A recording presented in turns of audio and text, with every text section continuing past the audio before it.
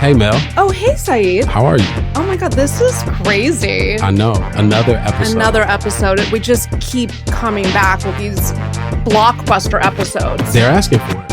And we're delivering. The numbers went up, right, Kayla? Numbers went up. Thumbs up. Yeah. See, numbers doubled last week. That's what I'm talking about. That's what I'm talking about. Just growing like a rock band in the 90s. We're growing like Nirvana out of Seattle. Like a grunge. That's what I'm talking about. Up 52% in the streets. All right. Well, I'm so glad that you were able to practice your type 5. As you can tell, I'm a fan of Nirvana. My type 5. Welcome to Two Writers. Talking shit. I'm Saeed. And I'm Melanie. Yes. We'll be your hosts on this journey. We have an exceptional guest today. She's an extremely high demand. She is, I'll say it, a perfect person. I agree. 10 out of 10, no notes. Now, you know her, you love her. For many years, she was an executive at the Warner Brothers Television Workshop. Yeah. Please welcome to the pod, Elly Lachman. Yeah! Thanks, guys. Oh my God, we can't even believe we got you to be on this pod. Oh, that's so silly. Well, of course, it's the truth. There was no, I was completely blown away and honored that you even asked me. Oh my God. Well, so Saeed and I both know Elly from two different avenues of life. Yeah. And this is kind of fun. So Rebecca Windsor, she heard my first TV pitch ever that I ever did. This is news to me. Oh my God. Yeah. Back when she was at Stage 13 RIP. So it was Chris Mack, Rebecca Windsor, Christine Davia. I had never done a TV pitch ever. I mean, the TV, it was like, they were 10-minute. This was like when short form content was a thing. Like 10-minute episodes. Exactly, 10-minute episodes. Okay. They're called 10 by 10s. Nice. So I had never done a TV pitch before. I went in there. I pitched them. They were like, we want to buy this and make the show with you. So, but it really, it set me up for failure because if you do one pitch and then the people are like, the first one? Amazing, we'll buy it. You know, you get this mindset of like, oh, this is going to be so easy. Here I am 100 pitches later. Listen, it's a hard game. Yeah, but you know what? Okay. Please. Yeah, I love running. I got really into distance running during the pandemic. I'm going to use a running analogy that I really like that is totally true here, which is that your best run is your benchmark. That is what you're capable of. Your bad runs, your bad days, your bad months, those are the flukes. The good one isn't the fluke. So you selling a show is not the fluke. That's what you're capable of. That's the benchmark. The rest is just noise. The rest is like... Preach. I got another analogy. Oh my God. This is Las Vegas analogy. Oh. I went to Las Vegas with my family one very hot summer for a family reunion. I don't know why we're in Vegas for family reunion. Nobody's outside. No. Because it's 150 degrees. There's no place for children. But inside, I found a dollar machine. Oh. Never gambled in my life. What did I do? You got $1. I put $5 in there. $5? 5 pulls. Saeed. I grabbed a bucket. That's how much was coming out. Like, I was like, oh my God, this is so easy. I lost that in an hour.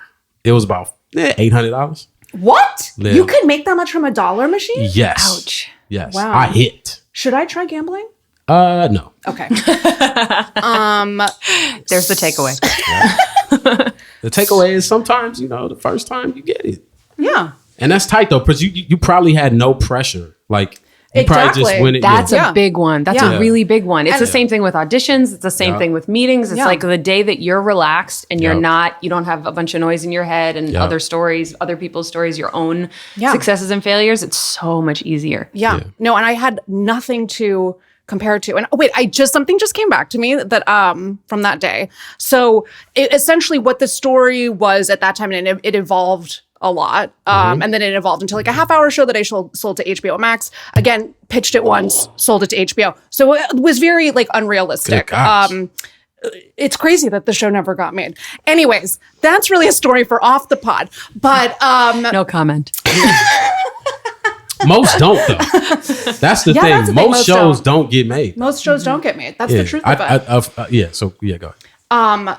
But so after I finished that first pitch at Stage 13 for Chris and Rebecca and Christine, I can't remember if it was Chris or Rebecca. They turned to me and they were like, Melanie, of all the shocking things you've said to us, of which there's been many today, they were like, the most shocking thing you've said is that like you're a Christian. And I was like, that was kind of like the premise of like the show. It's about like a promiscuous Christian. Amazing. And I know, I'm like, the people want to see Christians fucking. You know what I mean? Yeah. That is what time has told us time and time again. Well, I certainly hope you haven't given up on the idea, because I'm giving you eyes right now because I don't know, maybe in a couple of months. Listen. Okay, well, that's another conversation to go off pod. But they were so shocked, and then I think Rebecca was like, "But you're not a born again Christian, right?" And I was like, "Oh, girl, I've been dunked. And I've been brought back to life." They were like, "Okay, I guess we have to buy your show." Anyways, so then when our dear friend Saeed was auditioning for the TV Writers Workshop. Yes. So this is the very interesting thing. Warner, and I love y'all for this, because Rebecca and you, I had entered Warner Brothers with, I think it was an Insecure script. It was called Sugar Mama. It was like, what if Issa Rae fell in love with this artist, but found out this painter had a sugar mama, and just flipping the sugar daddy thing on his head. It's a great script. It was great. No, and what's crazy is I remember I gave it to you. You gave me some tight notes. You know what I'm saying? And we all were a part of it. But Warner Brothers was the first fellowship that I placed at all. Like, you know what I'm saying? I think I had in there CBS, NBC, Disney, HBO. It was like, no. And then I remember I got that email where it was like, you advanced to the next round. I was like, oh, holy shit. Like, you know what I'm saying? Like, you get the Warner Brothers thing and you're like, oh shit. So I definitely feel like that was an amazing experience for me, because it was the first time. And then I made it to the finals. I didn't get in, but that whole experience helped me for later. And at the same time, one thing I'll never forget is y'all said that y'all are fans of my work, which was like, meant even more than damn near getting in, because as an upcoming writer at that time, you don't hear that. Like, you're just entering contests and fail. Like, you know what I'm saying? And so when y'all hit back and you're like, look, I'm fans of your work, that shit really put a battery in my back for the next year, which I appreciate. That makes me so happy. Come on. And it was true. We don't say that if we don't mean it. I appreciate it. That was dope. Yeah. So yeah. And then Elly, I don't know if you remember this, but Shelly, friend of the pod, cheerleader of the pod, she sent a very nice like endorsement letter for me. of Saeed to you. She did, but I feel like it's worth mentioning the sort of the flagging that I got from Shelly, and also actually from Corinne, Corinne Brincroft. Came to me after we had already identified your work as exceptional. See, that's what I'm talking about. See? That work. See, they knew me. Yeah, they already knew. That's what's up. Okay. That shit helped. I'm not going to lie. Yeah. And even going that far, statistic wise, like, because sometimes I kind of look at it like sports. You were talking about running. I look at this whole thing as like sports. Just statistic wise, it was like Warner Brothers, final. Like, you know what I'm saying? Like, all that shit does matter. And influences the next opportunity. So, 100%. Yeah. Well, you want to talk statistics, not that I want to preempt a question that you guys might ask, but like, even just getting to the round of we're inviting you to submit a piece of original material. In the year you applied, and in a standard year at the workshop, we would get between 3,500 and 4,000 applicants. And then we'd invite maybe 70 or 80 to submit a piece of original material. And then the interviews is like 20 people. That's what I'm saying. That's crazy. Yeah. That is actually one of our questions. So thank God I didn't know that at the time. Like, you know what I'm saying? Like I was just like, oh, great, I made it. So you're saying from 35 to 4,500 applicants, there's 20 people are going to be chosen? 8. 8 people are going to be chosen? I did the math. I think it's like 0.002% or something, or 0.02%. Yeah.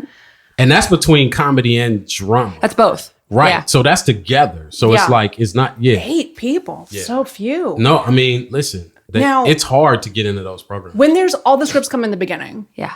Who reads those 4,000 scripts?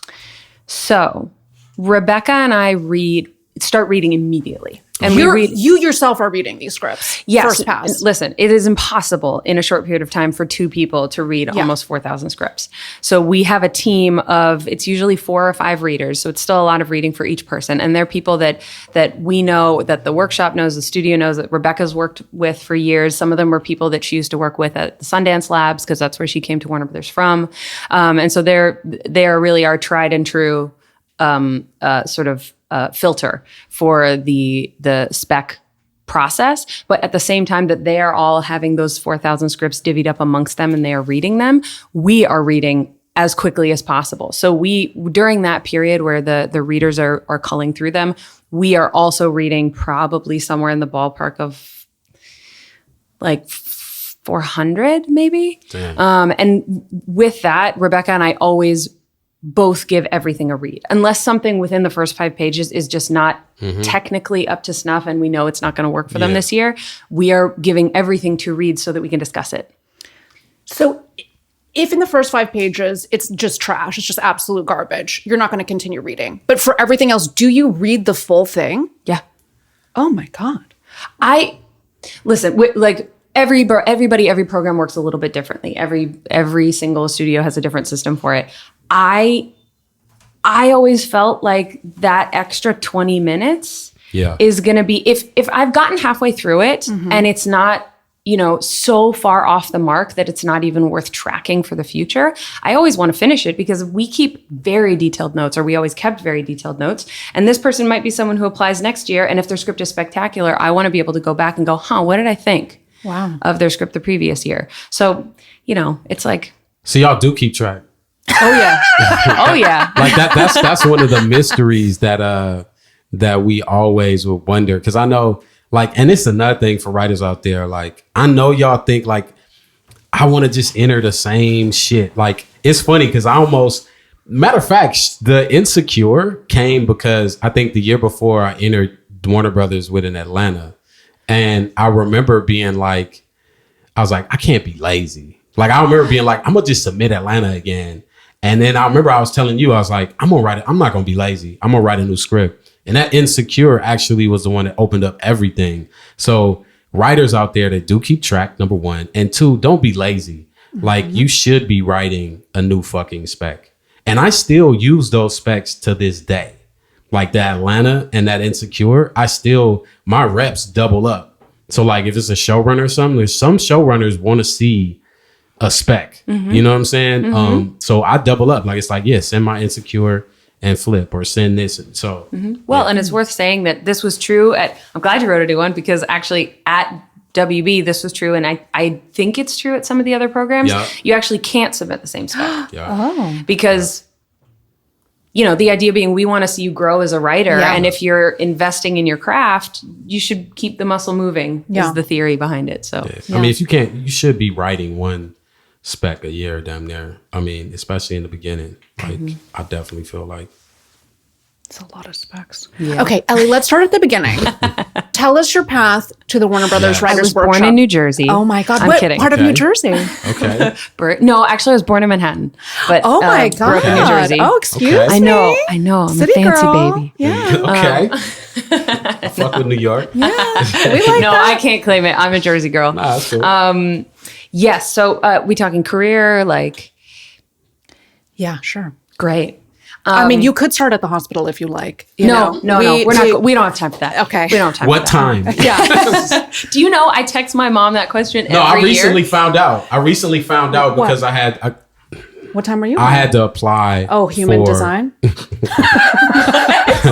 I had to apply to get my passport. I know it's been a while since. Okay, I'm a little late. It's all right. In the passport game. It happens. But I had to get a birth certificate. So I think I was born at 6 a.m. or some shit in San Francisco. Early. Wow. Yeah, you're ready to go. I was an early baby. Yeah. On my mom's the day after my mom's birthday. Oh my God. You're back to back? I was her gift. Yeah, there you go. There you go. There you go. Happy birthday, Mom. Happy birthday. Love, Jesus. I'm coming out. Yeah. Oh my God. The gift that keeps on giving. Yes. Honestly.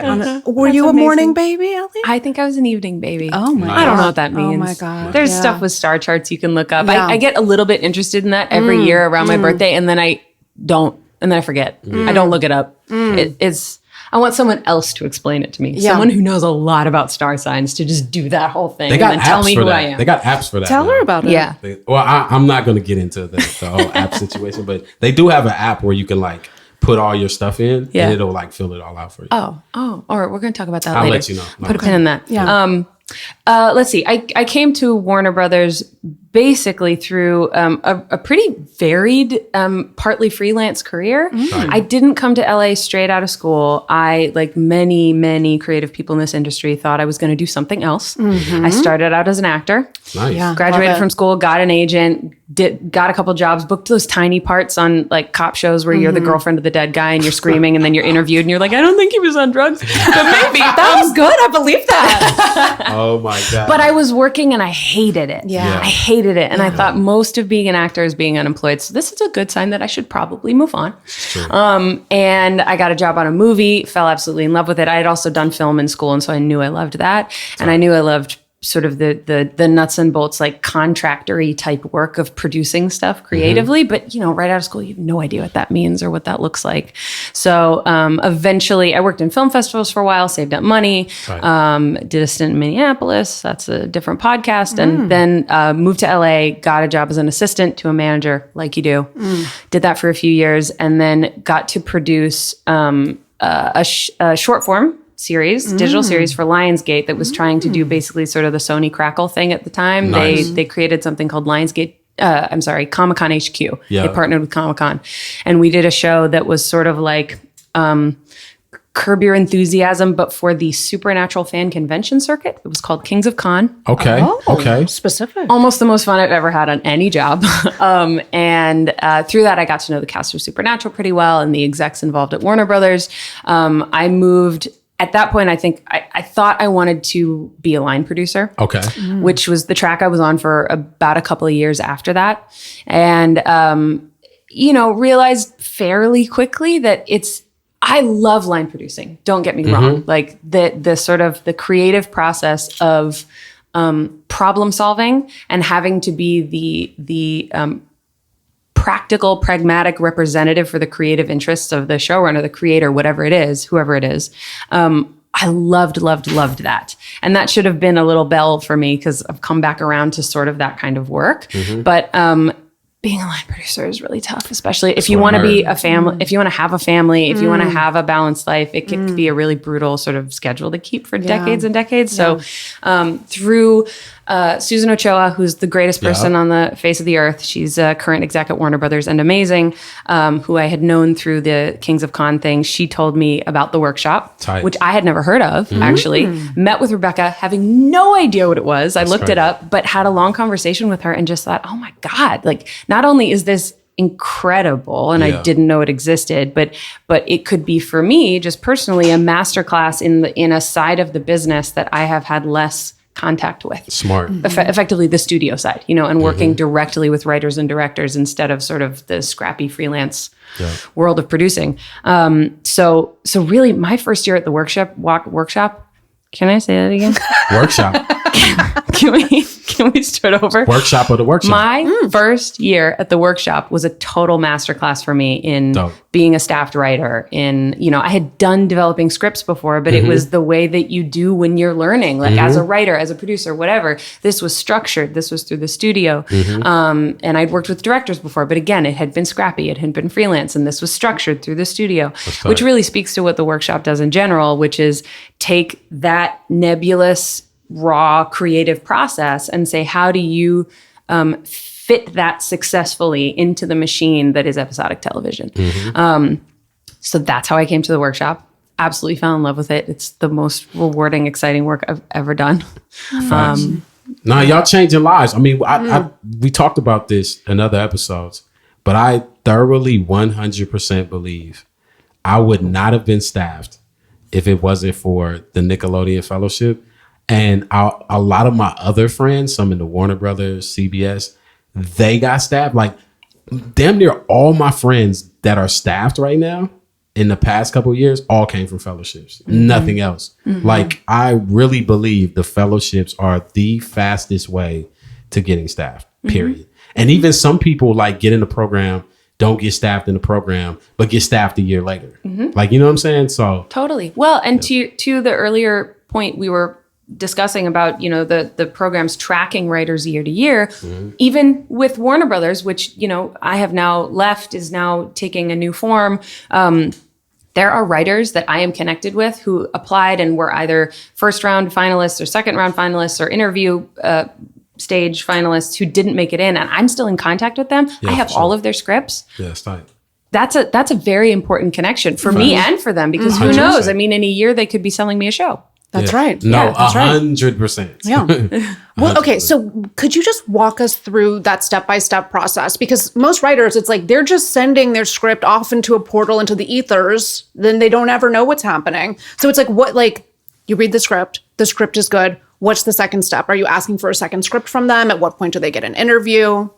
Yeah. So I will obviously speak to what the WBTV workshops were.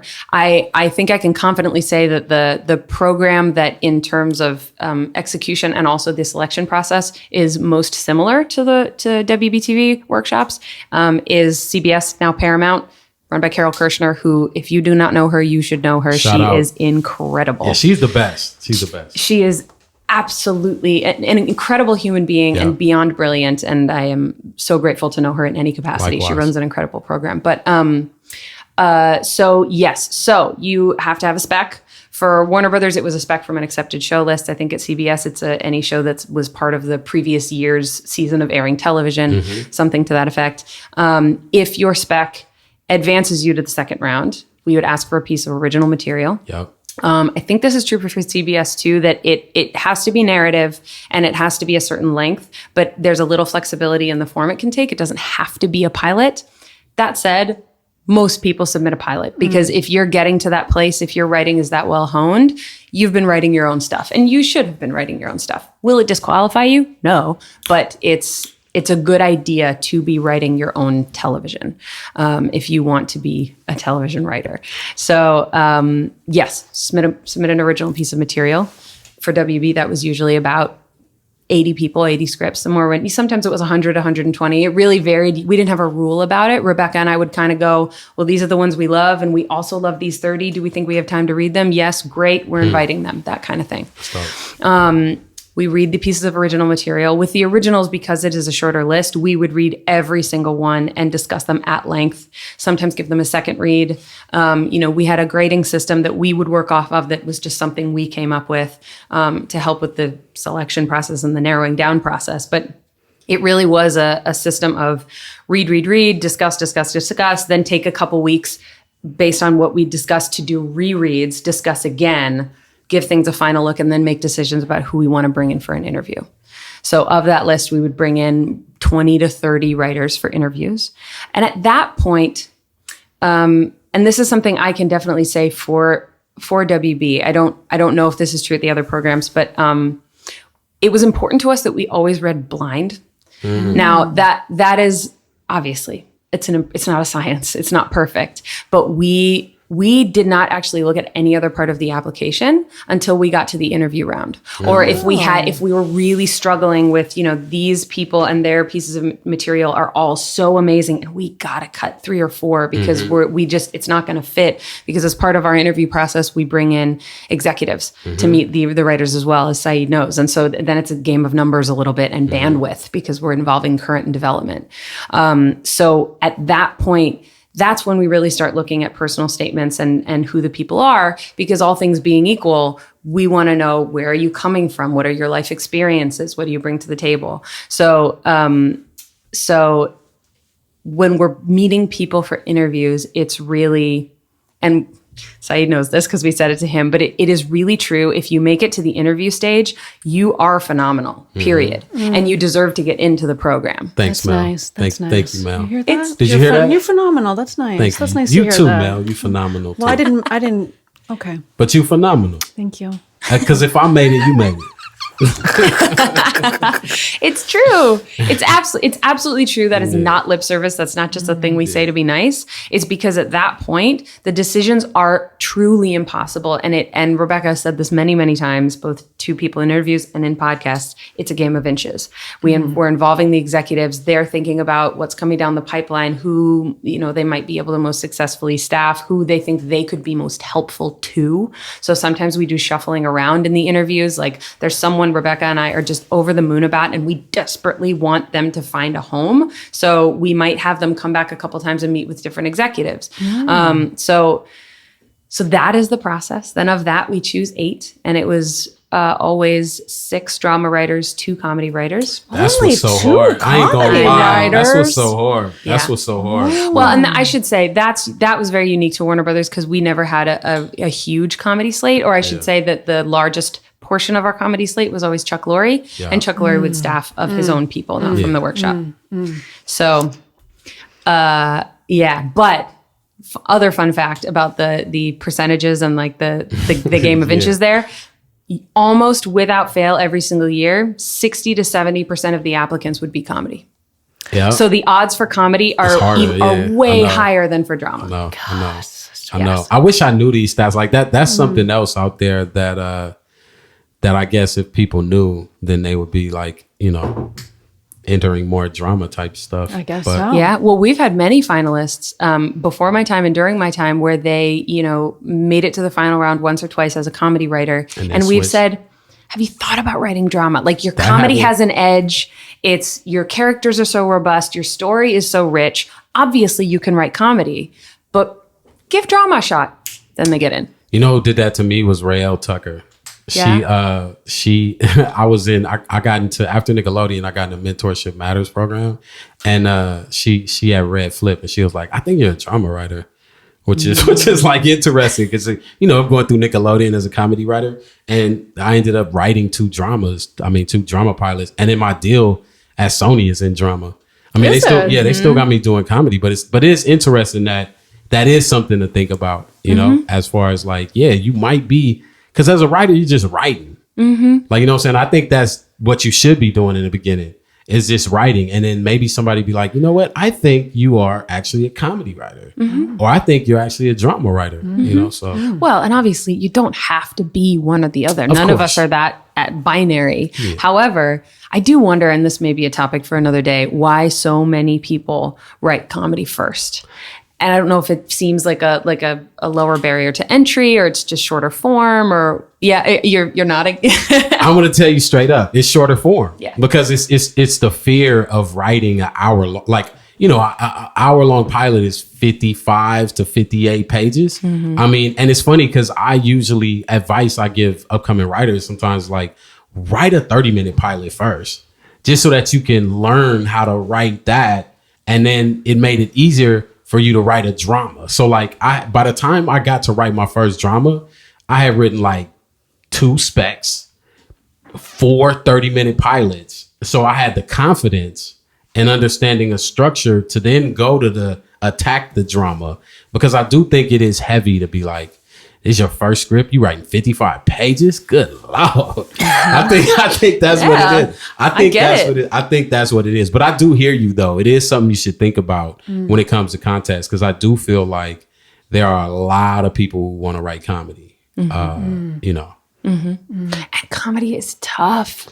Not because, and I don't say that with any judgment. I say it because I guess it's almost, I think, more subjective than drama, because humor is so subjective, so intensely personal. Yeah. And so like, maybe you'll get someone reading your script where that is like straight down the middle of their funny bone. That's not an expression. We're going to go with it. I like funny bone. Great. Right down the middle of the Right down the middle of it? Is that a thing? That's, Saeed and I say it to each other all the time. Right down the middle. He's always, down the middle of your funny bone. That works for me. I get it. Right. But you might not. And that doesn't mean your writing isn't skillful and valuable, but it's a game. It is, because I do think it's just longer. Like, have you written an hour long yet? I love how I'm just asking. The way that he gestures to me. Is this an open arm of love? This is the This is an open arm of love towards you. It does look very loving. But you're a comedian though, so Mel is different. I mean, it's. Mel's I mean, a stand-up comedian. of course, I've written 1 hours, but I mean, I am one of the funniest people alive. I agree. It's true. No questions asked. I agree. Hands down. That's why you're here. You know who you are. You know who you are. Don't mess with it. That's why you're here. So, some of us, it's what else can I do but make the people laugh? You know what I mean? Mm-hmm. It's my burden and my lot in life. Yeah. Now, Elly, what makes someone a great applicant? Like, what makes someone like a really, really prime to be in the fellowship?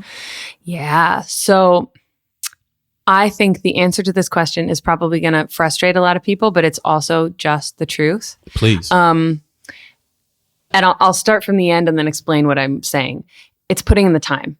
So there's this great quote by Ira Glass that you've probably heard a million times, right? But it's that explanation of, if you're a creative person, if you are an artist, you know what good art is. You know what good story is. We can all watch shows that are brilliant and go, God, that's great. And I know why it's great. But being able to bridge the gap between that being in your head and being able to execute that on a piece of paper just takes time and putting in the effort. So that's where I'm starting. The explanation for how to get there is to just write. And the second piece of that I would add is, I think a lot of people feel pressure, and, with the changing of the industry, this may be changing and the advice may be changing, but historically, I've met so many writers who feel like they have to get a writer's assistant position or a showrunner's assistant position or a writer's PA position. They got to get in a room. They got to network. They got to meet people. All of that is great. Absolutely. But in terms of your skill as a writer and your craft, none of that's going to necessarily make you a better writer. Facts. Living a full, rich life and having varied experiences, having adventures, investing in yourself as a creative person and putting in the time to write, that's what's going to make you a great writer, right? So like, you can be in a writer's room as a writer's assistant or one of the other support staff positions. That's fantastic, but that's not the thing that's going to make you the next creator of White Lotus or Succession or Insecure or whatever, right? It's investing in yourself as a human being and as a creative. And so, there are a lot of very practical things that I'm sure everybody who listens to your podcast is familiar with about how to do that. One is, obviously writing it's not always going to come naturally. It's not always going to come easily. So I've heard a lot of people say that they find it useful to just carve out the time and say, I'm just going to sit and I'm going to put stuff on a page, and maybe 95% of it is going to be absolute crap, but I'm going to do it anyway. Write many scripts, write a spec a year, work on originals, never give up on an idea, because you might come up with it in October and not crack it until 3 years later in June, but it's still your idea and it's still good. I think having a writing community, having a group, having a writer's group that you can not only kind of like operate like a room together with and bounce ideas off one another, but who you can give your material to and get feedback on is fantastic, because invariably every single writer has a different let's say primary strength, and maybe structure isn't yours, but very, very organic, flowy dialogue is. And so if you have a writing partner or a friend who can help you with structure, you'll help them with dialogue, et cetera, et cetera. Bob's your uncle. Everybody's happy. But so it's what makes a phenomenal applicant is someone who has clearly put in the time to figure out how to not only write skillfully, understanding structure, understanding pacing and cadence and character arcs and all of that stuff that makes great television, but somebody who has figured out how to take that little voice inside that is uniquely them and put it on a piece of paper. And that is the thing that nobody can tell you how to do. It's putting in the time to figure out how to do it, right? So on the page, that's the answer. And we all know it when we see it, right? Yeah. Facts. We do. Yeah. No, go ahead. No. I was just going to basically say that I do believe that, and that is super interesting, because I know even for upcoming writers out there, like you said, getting a writers group. Mel has started a writers group during the pandemic. We were in that writers group and it helped us through the pandemic, and we're giving each other notes. And I do feel like you do need to get a tribe, not only to get notes, but that you can vent to. Because look, it's a lot of fucking rejection. You're going to have to eat shit over and over again. And one thing I learned from the music industry, I'm used to boos. I'm used to saying no. I'm used to people telling you that song sucks. So when it came time to get into this, it it was like, oh, I already know. I don't care. I failed the first, you know what I mean? Like whatever, another rejection letter. Like, you know what I'm saying? But I knew if you put the time in, like you said, to bridge the gap between what's in your mind and what's coming across in the page, at some point it's going to come together. It's so true. And I think the reason I feel like it's important to say and reiterate over and over is that when you're in that, right? Like when you're in any process, whether it's emotional or creative, you feel like you're going nowhere. Yep. You feel like you're just sitting in your house and working at the coffee shop and writing stuff that nobody sees and you don't know if it's good. But all of that is so valuable because it's what bridges that gap. Is putting in the time when it doesn't feel good, putting in the time where you don't like what's coming out, putting in the time where you're not getting good feedback and nobody is telling you you're doing the right thing. And that is, like you said, the burden and I forget the other word you used, but of being a creative, right? You have to love it and you have to be willing to give yourself to it. I agree. Wow. This is like a spiritual retreat. You know what I mean? Ellie's kind of like the Dalai Lama. It's like a ayahuasca retreat. Yeah, if we're lucky. She's the shaman. She's like the shaman. Now, Ellie, for a lot of writers, the most dreaded part of the fellowship application, I just smacked my mic. It's shaking. It's not the spec script. It's not the original script. It's the essay, right? And like every essay question is some form of like, how does your unique background inform your writing as a writer? Which is a horrible question. It's a horrible question. Yeah, vomit, right? Yeah, it's like, gross. Why would you ever ask someone that? You know what I'm saying? Like, if you hate them, like, if I hated someone and I hate so many people, that's the question I would choose to ask them, you know? In a room, a padded room. Yeah. So, and I think that a lot of writers, they hear that question or they read it rather, and they think, oh, it's fishing for trauma porn, right? But do you want to read trauma porn? No. Okay. So now what's the best version of that essay? And also it's like 400 or 500 words. So it's not like a real essay, but it's longer than a paragraph. And you better get the exact length. I saw Carol tweet about this a little while ago. She was talking about 400 words don't mean 1,000 words. Make sure, because part of it is understanding and following instructions. Like when I'm in a room, if they give me an outline, I need to write what's in that outline. I can't just go take them to Europe out of nowhere. Isn't that the truth? Or write an hour-long episode for a 30-minute show. It's like, this is part of proving that you know how to follow orders. So look, if it's 400 words, your shit better be 400 words, 398, 390. That's it. Yeah. Oh, I love that you said that, Saeed, because we have always had, at least historically, we've had a class in the workshop that is part of a sort of group writing exercise that we do. And one of the takeaways is always, you're given an outline, you have to Frankenstein the script. Don't mess with it. Yep.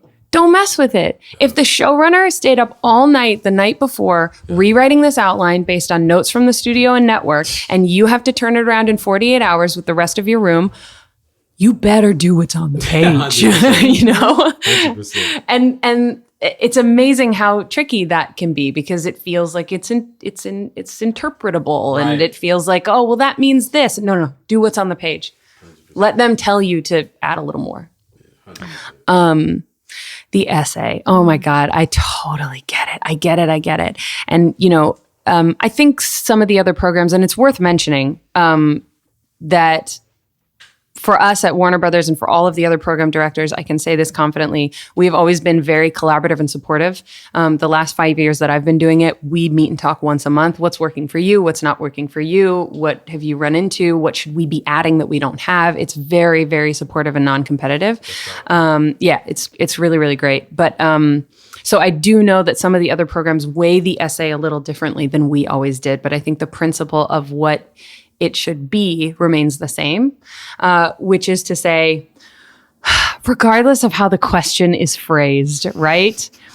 What we were always looking for in an essay is two things, really. One, who is this person who wrote these stories? Because we don't know you, we haven't seen you, we haven't heard your voice or met you or seen you tell a joke, or we want to get a sense of who you are.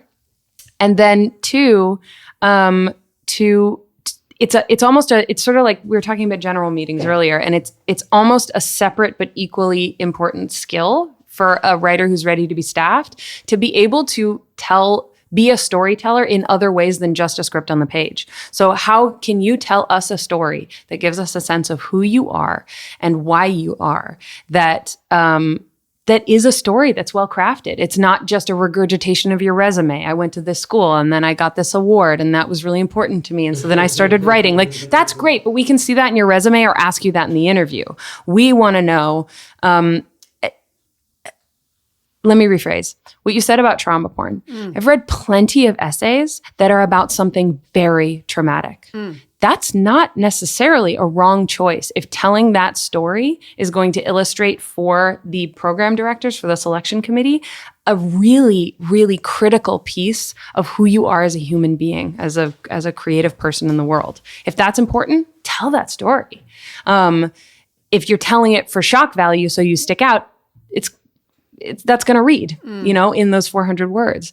Sometimes people tell a story about, a dog they had on a walk they went on, and that's the best essay I've ever read because I go, God, I have a sense of this person, how they see the world, how they think about things, how they feel about things. And that in itself is a skill. Can you tell us a story that gives us a sense of you? There are very easy things. It's sometimes easier to say what not to do in an essay, which is like regurgitate your resume or remind us of all the times you applied and didn't get in, because we probably know and we feel pretty bad about it. So you don't have to say it in your essay. Take that time to do something else. But it really is an opportunity to tell another story. I agree. I also feel like, look, it is the essay questions are the shit writers don't want to do. But like, I think after the first year I was entering fellowships and wasn't getting in, I think it was because I was kind of bullshitting the essay questions. And I remember when I started like answering the questions like earlier, like, you know what I mean? Like, and I really started honing in and trying to really make good quality answers to these questions. I think that also did help me start placing in fellowships at the same time too. And another thing is, you're right. It's like, you need to, most of these general meetings, they might have read something, they might not have. But at the end of the day, you still have to figure out how to convey yourself, talk about yourself in a way that's entertaining, because most of the time that's going to be what it is. Like, hey, I like this person. Now I'll read their script. Like, you know what I'm saying? Hey, I like this person. I could see myself in the room with them for 6 months, not going crazy. Like, you know what I'm saying? So it's like, you do need to, I know you love being in final draft. No, you love being in writer's duet. What's the other one? Cell text, whatever writing program you're using, you do need to learn how to talk about yourself. And I do feel like the fellowship essay questions are perfect practice for that. Because that was the first time I was like, damn, I got to talk about myself. Now, do you remember like roughly what your essay was about? Yes.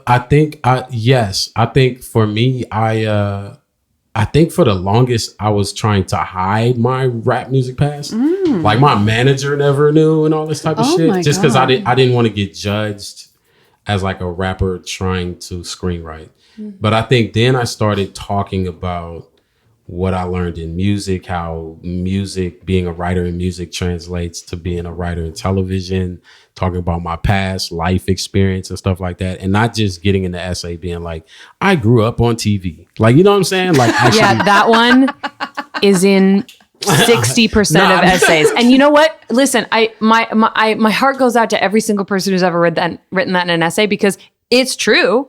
You're not writing it just, in an attempt to be unique, but it's a very common story. So what's the story that's really you? And I got rid of that, you know what I'm saying? And then also just started talking about the program and actually look up some of the alumni. Like, I think one thing I started doing is like looking up alumni and being like, I'd like to have an opportunity to possibly meet and work with this person. Like, show that you actually are not just copying and pasting the same fucking one that you paste everywhere. Like, you know what I'm saying? So that's, as a side note, in terms of preparing for fellowship applications, that is a really great way to get good advice, is to find alumni you're interested in, find a way to contact them. I know so many alumni from all programs who during fellowship application season, they are doing Zooms constantly, helping people out, meeting people, talking about, giving them advice for applications. Like the community is thick, and it's thick for a reason. Yeah, I got 5 of them this week, actually. Oh, nice. No, for real. Wow. No, Give it back. I mean, you have to though. Yeah. Like, because I do feel like we talk about all the time. It's one reason why we wanted you on here. Is like fellowships are the key. I have to keep saying this over and over. Like y'all really, and to tell you the truth, there's about 6 of them. Like, you know what I'm saying? And so really get your spec scripts honed down, get your essay questions, figure out how to talk about yourself and enter. Because if you want to be a TV writer, listen, the only way I see that I'm doubling down on is fellowships, period. So Elly, for this essay, final point on the essay. Yes. What you're saying is it could literally be a story about like, I was in line at the grocery store the other day and the man behind me asked me why I'm holding a bagel. It doesn't have to be like, I'm from New Jersey. Right. I was born in Manhattan. At the age of 2, I was on stage for the very first time and the lights hit my face and I just knew, baby, it's showbiz. So you're saying it doesn't need to be that. No, it doesn't. It doesn't. It's really about authenticity. And I think that, to your point, Saeed, about it being a skill that you need, that is so, so true. And we actually we do that in the workshop. It's something we added in the last couple or 3 years. That's tight. Where we, it ends up being the writer's favorite and least favorite thing all year, because what we do is we ask them every week to mine their life for little stories. And this is something that Carol Kirshner talks about a lot. She has it in a workshop class that she does, which if you haven't a chance to take independent of her program, you should. She's incredible. But basically, mine your life for little anecdotes that don't have to be profoundly indicative of who you are necessarily, but a story to tell. Tell us a 3-minute story from your life at any point. And working that muscle not only helps you work the muscle of being a storyteller verbally as well as on the page, but it helps you to mine your life experience and your identity for how to talk about yourself. It might take a few months of doing that before you go, oh, that's a really good story to have in my back pocket for when in general somebody asks me about whatever, fill in the blank thing. So it's having an arsenal of those things, but also working the muscle of going, it's very spiritual. It's very introspective. It's going, who am I? Why am I doing this? What do I care about? Writers should be going to the Moth, which I host, and they can be practicing their stories there. What do you think about that, Saeed? I think it's good. I mean, when I was do you think he's come even once when I posted? Why don't you ask him? I did improv, though. I did improv. I did do improv. I did improv at CC, what is it, UCB? UCB. CCB. CCDF. I did improv. It really helped though. But when I got in the room, and that's the thing that I think these fellowships are good about too, is like putting you in situations where like you'll come out ready for when you're in the room. Like, you know what I'm saying? Which in itself is something you have to prepare for. Okay. So totally a writer has gotten through to the interview. Yeah. How do they ace their interview? Is it the same thing as just like a general interview with the development exec, or is it something different? No, I would say they're pretty similar. I mean, if you're getting to the interview stage, like I said, we know you're phenomenal on paper. We know you have the skill set. We know you have a story to tell. I don't know exactly how the other program directors think about this part of the process, but at Warner Brothers, Rebecca and I always felt like your interview doesn't have to be perfect or polished, or you don't have to have all those anecdotes in your pocket or the ability to do a perfect general, because those are the sort of nuts and bolts skills that we work on in the workshop. We're looking for people who are brilliant on the page and will help you fill in all the rest. Right. So I think the most important thing in the interview is kind of like you were just saying, Saeed, television is a team sport. Yeah. It's a collaborative, creative process. So there have been people who came in and gave a wonderful interview, but really gave us the impression that they write in isolation, they work in isolation, they are creative in isolation, and we might love them, but it prompts us to ask questions of, have you thought about feature writing? Or not to presume what it is that they want, but what we're looking for is people who, no matter who you are, you can be introverted, you can be extroverted. You know, it's. I don't know if anyone here has read the book Quiet, but we definitely, you know, there's a predilection to sort of prioritize in creative work spaces the extrovert, but you don't. When you're crafting a room, much like crafting a workshop selection, a workshop class, you are thinking about a balance of personalities. You don't want all the same person. So that leads me to say something I wasn't planning to say, which is don't try to be someone else in your interview. That's right. Don't try to be what you think we want to see or hear. Be exactly who you are. You know, the respectful, polished, professional version. The 1 o'clock version of yourself. Exactly. Not the 2 a.m. version of yourself, but you know, and not the just we get to that in the version. workshop. Yeah. Oh yeah. We stay up till 2 a.m. We go to Timmy Nolan's. We will see that version, but we don't need to see it in the interview. Yeah. But I think, you know, I think it is good kind of like for a general to have some practice talking about yourself and your relationship to your writing. It's not necessarily what we want to hear the whole time. We want to get to know you.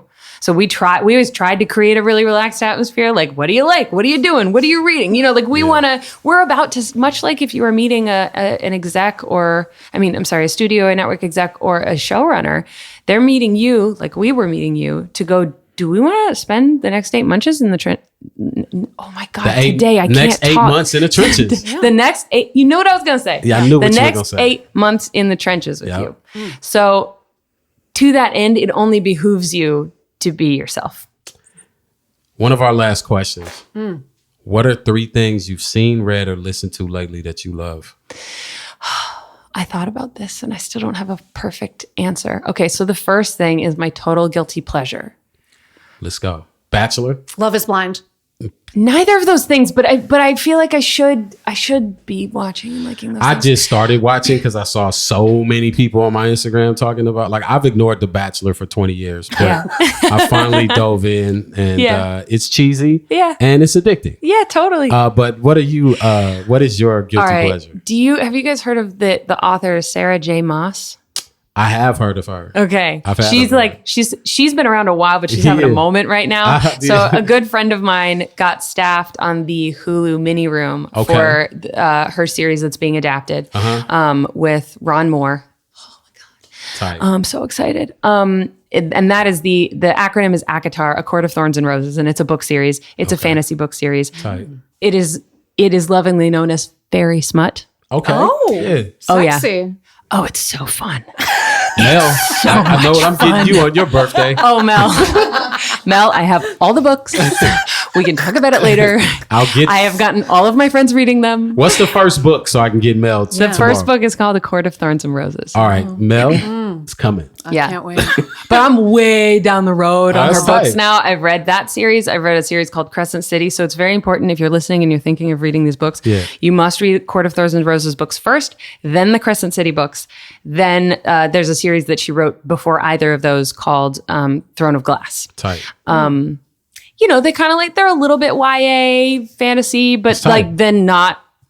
Then very not. The edgy version. Yeah. I'm with that though. Yeah. It's like the Euphoria version. Right, exactly. Very Euphoria. Okay, so I'm really into that. I've been since leaving Warner Brothers in the workshop, I have been like inhaling books because I was reading scripts for 5 years nonstop, and I suddenly have time to read novels. Which is smart because everything that is being made now is coming from books. Exactly. So it's true. But it's really true. That's dope that you're diving into that. Yeah. Okay. Yeah, that's a big one that I love. So that's one. You got two more. That's one. So okay, this I haven't started it yet, but I've heard it's really good. Okay. And I think it's a podcast called The Witch Trials of J.K. Rowling or something like that. Heard about that. I've heard it's really fascinating. And I want to preface that by saying I haven't listened to it, so I don't know. But it's on the list. I have many years have been part of the queer community. My ex-fiance was trans. Yeah. And so that the issues around the trans community, especially what is going on right now, I can get very, very, very fired up about. Yeah. Sure. But I always want a dialogue. Like I want to know You know, I like the people who struggle with that, people who are confused about it. I want to know what that conversation is so that I can have an intelligent conversation about it instead of just getting really angry and leaving the room. Yeah. So I'm going to be listening to that. I've heard it's very good. Tight. Are you watching anything right now? Catching up on Yellow Jackets. Oh, yeah, you're the second Yellow Jacket. Really? Yeah. I love it. So good. It's going a little lost this season. True.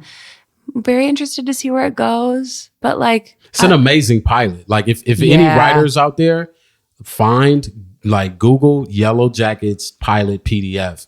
It's an amazing pilot read. Yeah. Pretty much everything that's in the pilot is in the pilot almost. And you could just see the style and the way it's written is super dope. It's a great show to spec too. Yeah. Oh, smart. Yeah. Especially the going back and forth, future past. I mean, Yellow Jackets pilot is one of those pilots that you're like, oh, wait, I could have write a show like that. Like, it's like Jury Duty. Like, have you guys seen Jury Duty yet? Yes. No, I haven't. Oh my God. That shit is that's on my list. Yeah. If you want to watch something that's just crazy. It's on Freeview, so it's free. Okay. Actually. Okay. I didn't even know this channel existed. Yeah.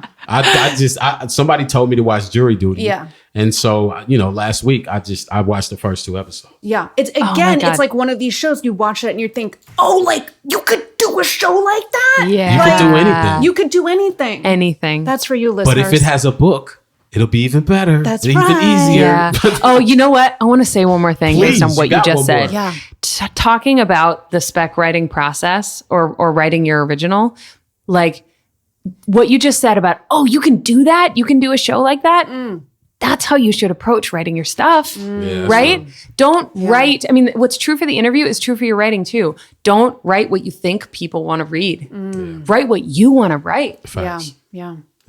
Period. Amazing. Yeah. Now, Elly, where can people find you online if in fact you would like to be found, which you might not want to be found? Yeah, I have Instagram, but it's private because I'm scared of the internet. Yeah. So you're not on Twitter? I have a Twitter. I haven't used it in like probably 8 years. But you know what I am going to do? Yeah. I'm going to, as soon as I know where I am next, I am going to give you my info because, the community around the fellowships and around the workshops has grown to be really robust.